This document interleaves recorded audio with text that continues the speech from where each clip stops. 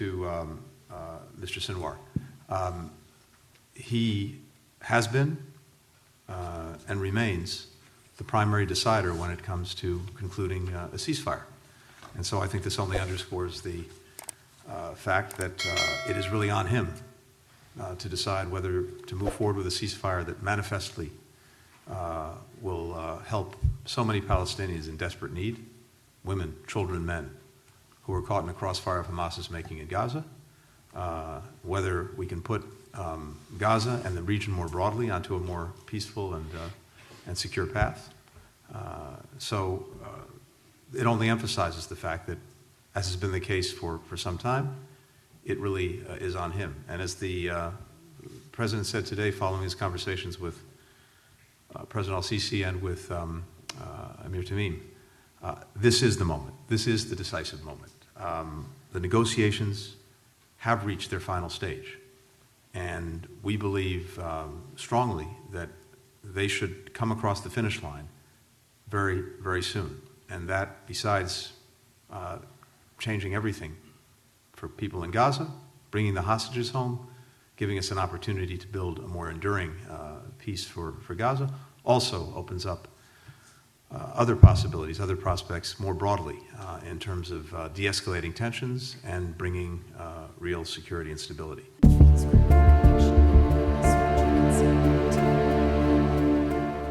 The Department of Defense continues to take steps to lower temperatures in the region and to ward off regional escalation by Iran and its partners and proxies.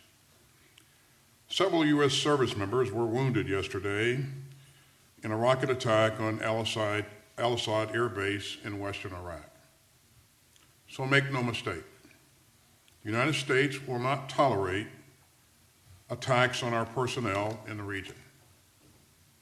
We've adjusted our military posture to strengthen our force protection and to reinforce our ironclad commitment to the defense of Israel and to remain prepared to respond to any contingency.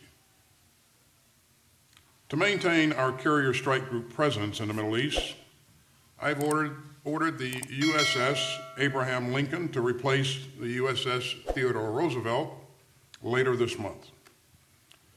I've also ordered more cruisers and destroyers capable of ballistic missile defense to the region, and I've ordered the deployment of another fighter squadron to the Middle East to reinforce our defensive air support capabilities there.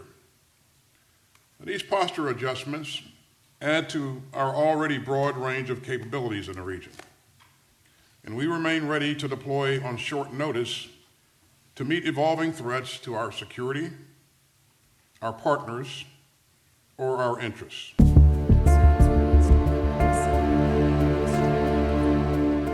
If I may first start with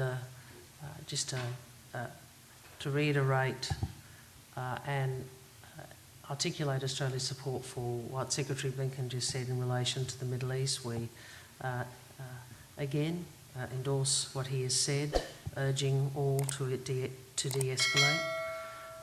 And like him, Australia also underlines the risks to all in the region of escalation and of miscalculation. Secretary Blinken said this is a decisive moment in terms of ceasefire, and we continue to add our voice to the support for the ceasefire outlined by President Biden and endorsed by the Security Council. With regard to Bangladesh, we're monitoring the situation very closely. I would just say that any decisions that the interim government makes need to respect democratic principles, need to uphold the rule of law, need to reflect the will of the people. We, for our part, take very seriously the safety and security and well-being of American citizens, of our personnel. We went, as I think you know, to order departure of our non-essential personnel, and of course we'll be watching this day in, day out. I was in Bangladesh not long ago, so obviously have watched with particular personal concern, as well as our nation's concern about the violence and tragic loss of life in Bangladesh, and I want to offer our deepest condolences to families and friends of all those who have died. In relation to the interim government, what we would say is we call on all parties to cease violence, we call on all parties to de-escalate and respect universal rights, and we urge a full and independent and impartial investigation into the events of recent weeks. We continue to support the calls from the people of Bangladesh for an orderly and peaceful return to a democratic and inclusive government.